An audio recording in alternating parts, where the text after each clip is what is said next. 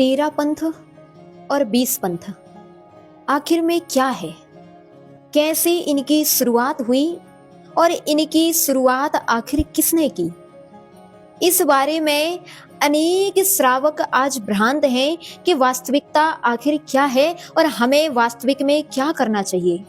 कहीं हम गलत तो नहीं कर रहे, कहीं हम वास्तविक क्रियाओं को विध्वंस करके उनके बारे में अवर्णवाद करके जिन आगम का, जिन गुरुओं का और साक्षात जिनेंद्र भगवान का वर्णवाद तो नहीं कर रहे।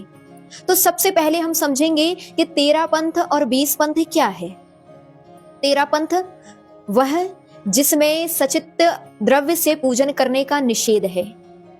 13 पंथी हरे फल यानी अंगूर, संतरे, केले, आम आदि यह सामग्रियों को अर्घ्य रूप में समर्पित नहीं करते। 13 पंथी स्त्री अभिषेक नहीं करते। 13 पंथी पंच अमृत अभिषेक नहीं करते। 13 पंथी आरिकाओं की पूजन करने का निषेध करते हैं।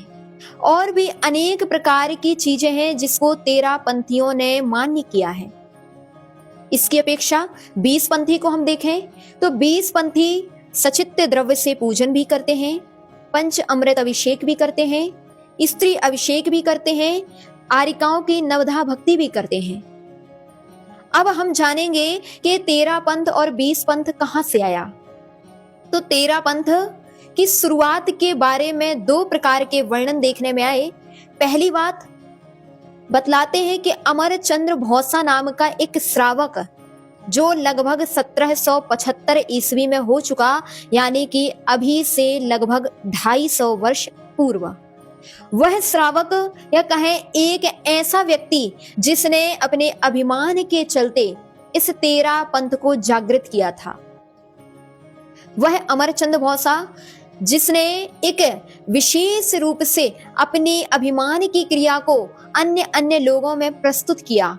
वह अमरचंद्र भौसा जिसने जैन श्रावक के यहाँ जन्म लिया था, धनाढ्य व्यक्ति के यहाँ जन्म लिया था और उसी धनाढ्य व्यक्ति के यहाँ उसने अपना जीवन यापन किया।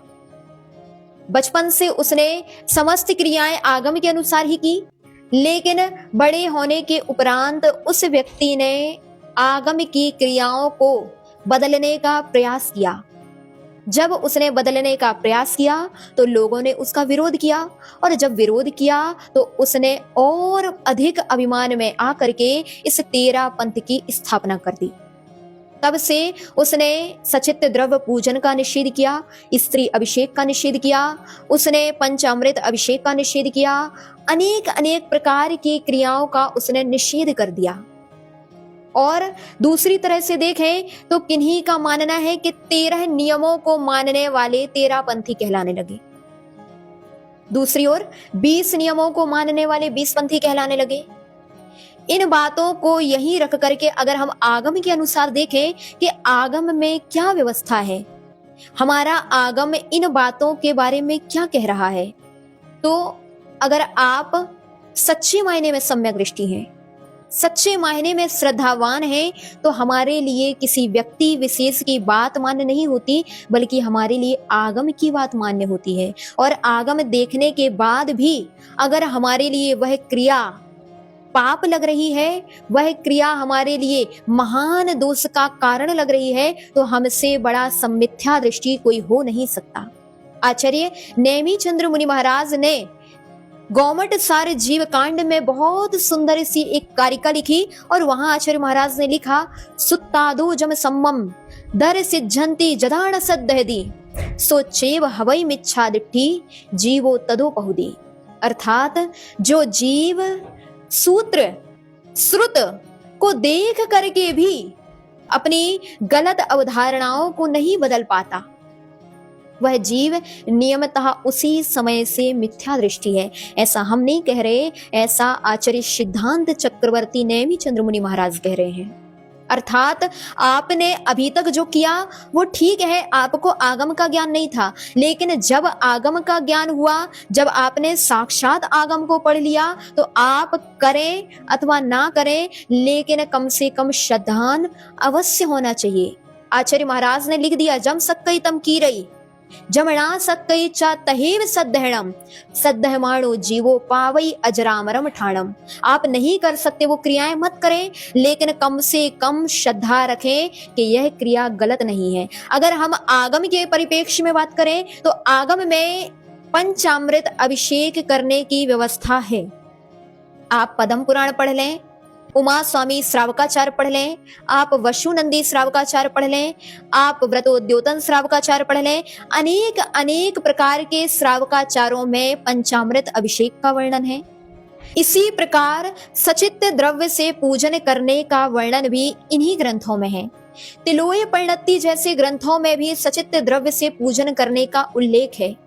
जब भी नंदीश्वर दीप में देव आदि भगवान की भक्ति करने जाते हैं तो वह सचित द्रव्यों को ही लेकर के जाते हैं। ध्यान रखिए, हमारे यहाँ जो आज अक्षत के नाम पर चावल चढ़ाए जाते हैं, पुष्प के नाम पर पीले चावल चढ़ाए जाते हैं, नैवेद्य के नाम पर सफेद चटक चढ़ाई जाती है, दीप के नाम पर पीली चटक चढ़ाई जाती है, धूप के नाम पर सूखी लौंग चढ़ाई जाती है, फल के नाम पर बादाम चढ़ाई जाती है, ऐसा उल्लेख हमारे यहाँ ऐसा नहीं है। वह तो केवल एक क्रिया आपने इसीलिए शुरू कर दी क्योंकि आज का व्यक्ति इतना विवेकी नहीं है।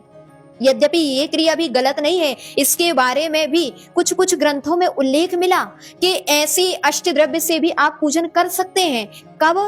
जब आपकी सामर्थ्य ना हो तब। अगर आपकी सामर्थ्य है, आप विवेक पूर्वक सचित द्रव्य से पूजन कर सकते हैं, आप विवेक पूर्वक पंचामृत अभिषेक कर सकते हैं, तो आपको यही क्रिया करना उचित है, क्योंकि वास्तविक क्रिया वास्तविक पुण्य का अर्जन कराती है। इसीलिए हमारे शास्त्रों में इस प्रकार के उल्लेख हैं। लेकिन आज जो अनेक तथाकथित धर्मात्माओं ने वास्तविक क्रिया को जो आगम में उल्लिखित है, चाहे वो सचित द्रव्य पूजन हो, चाहे वो पंचामृत अभिषेक हो, इन क्रियाओं का जो विरोध कर दिया है, इस क्रियाओं को जो पाप बतला दिया है, वह बिल्कुल उचित नहीं है। आप उनसे एक बार पूछें कि आखिर में आप सचित द्रव्य पूजन का निषेध कर रहे हैं, आप पंचामृत अभिषेक का निषेध कर रहे हैं, कौन से शास्त्रों में लिखा है? इस बात का पोषण कर रहे हैं कि आप सचित द्रव्य से पूजन करेंगे तो आपको महान पाप का बंध होगा, अथवा पंचामृत अभिषेक करेंगे तो महान पाप का बंध होगा। हमारे यहाँ सचित द्रव्य पूजन और पंचामृत अभिषेक जैसी क्रियाओं का विधि तो लिखी गई है, लेकिन निषेध कहीं पर भी नहीं लिखा। आज जो लोग विवेक ना होने के चलते, शुद्धि ना होने के चलते और प्रमाद होने के चलते जो वास्तविक क्रिया को ना करके सामान्य क्रिया कर रहे हैं, वह भी ठीक है, लेकिन आप वास्तविक क्रिया जो आगम में उल्लिखित है उसका विरोध ना करें। हमारे शास्त्रों में जब इन चीजों का विरोध नहीं किया गया है तो एक सम्यक दृष्टि जो जीव होगा, एक वास्तविक सम्यक दृष्टि जीव होगा, वह कभी भी इन क्रियाओं का विरोध नहीं करेगा। हम तो यही कहेंगे, हम ना तो 13 के पोषण में हैं, ना हम 20 के पोषण में हैं, हम तो वास्तविकता में साधु हैं और हम आगम के पोषण में हैं कि आगम जो कहता है वह हमारे लिए मान्य होना है, और जितने जीव हैं, जितने भव्य आत्मा जीव हैं, उन सभी के लिए आगम मान्य होना चाहिए। इसका तात्पर्य आप सचित द्रव्य पूजन नहीं करते मत करें, आप पंचामृत अभिषेक नहीं करते ना करें, लेकिन कम से कम इसको पाप कहने की आवश्यकता नहीं है। हमारा यह तात्पर्य नहीं है कि आप अपने मंदिरों में जाकर के लड़ाई झगड़ा करने लग जाएं, आप पंचामृत अभिषेक की क्रिया करने लग जाएं, आप सचित द्रव्य पूजन करने लग जाएं। मैं इसीलिए आपको ये बातें नहीं कह रही, क्योंकि मैं आपको इसीलिए ये बातें कह रही हूँ क्योंकि आज जो आपके मन में अनेक प्रकार की भ्रांति बैठ गई है, ये पाप है, वो पाप है, ऐसा नहीं करना चाहिए, ऐसा नहीं करना चाहिए। आपको जब खाने में पाप नहीं लगता तो चढ़ाने में कैसे पाप लग सकता है? सम्यक दृष्टि तो इस प्रकार की क्रियाओं में बिल्कुल भी आगे नहीं होता कि वह जो क्रियाएं आगम में उल्लिखित हैं उनको वह पाप माने। अतः हम ये नहीं कह रहे कि आप इन क्रियाओं को करने लग जाएं। आपकी जैसी परंपरा है, आपके गांव की, आपके नगर की, आपके देश की जैसी परंपरा है, आप वैसी ही क्रिया का, वैसी ही पद्धति का निर्वाह करें, लेकिन इस बात का श्रद्धान अवश्य रखें कि जो यह क्रियाएं हैं, चाहे वो पंचामृत है, चाहे वो सचित द्रव्य पूजन है, ये जो क्रियाएं हैं, यह क्रियाएं पाप बिल्कुल नहीं है, क्योंकि इन बातों को साक्षात जिनेंद्र भगवान की वाणी के रूप में आगम में उल्लिखित किया गया। इसलिए अपनी श्रद्धा को निर्मल बना करके रखें। और एक सुक्ति हमारे यहाँ कही जाती है, यद्यपि शुद्धम लोक विरुद्धम ना करणीयम ना चरणीयम। यद्यपि यह क्रियाएं शुद्ध हैं, लेकिन फिर भी लोक विरुद्ध होने से आप इनको ना करें तो कोई बात नहीं, लेकिन आप श्रद्धा अवश्य रखें कि यह क्रियाएं हमारे आगम के अनुसार होने से श्रद्धान करने योग्य हैं। और अगर आपने अभी तक इस प्रकार की आगम कथित क्रियाओं का अवर्णवाद किया हो कि ये पाप है, ये पाप है, ऐसा नहीं करना चाहिए, तो आज ही जाकर के जिनेंद्र भगवान के साक्षी में क्षमा याचना कर लेना, भगवान के चरणों में श्रीफल भेंट कर देना और गुरुओं के पास जाकर के प्रायश्चित ले लेना कि भगवान, मैंने अभी तक अज्ञानता के कारण शास्त्रों का अवर्णवाद किया और अब मैं उसकी क्षमा याचना करता हूँ। मैंने अभी तक उस बात को नहीं समझा था, लेकिन अब मैं अपने सम्यक्त्व की रक्षा के लिए इस बात की क्षमा याचना करता हूँ। और आगे अगर आप ऐसा नहीं कर पा रहे हैं, इस बात को अभिमान के कारण आप दबा नहीं पा रहे हैं और अधिक अभी पोषण करने में लगे हुए हैं कि नहीं ये पाप है, तो ध्यान रखिए आपको दुर्गति का पात्र बनना पड़ेगा। हम पहले भी आपको बता चुके कि एक अक्षर का जो भी अवर्णवाद करता है आगम का, वह मिथ्या दृष्टि है। और जो बार बार शास्त्र का वर्णवाद करता है तो उसके लिए राजा वसु की तरह सातवें नरक में जाना पड़ता है। इसके अलावा अनेक प्रकार की दुर्गतियों का वह जीव पात्र बनता है जो जीव शास्त्रों का अवर्णवाद करता है। इसलिए आपने अभी तक जो किया उसको पुनः क्षमा याचना करके, बार बार क्षमा याचना करके अपनी गलती को स्वीकार करें और आगे हम ऐसा नहीं करेंगे। इस बात को अपने मन में धारण कर लें कि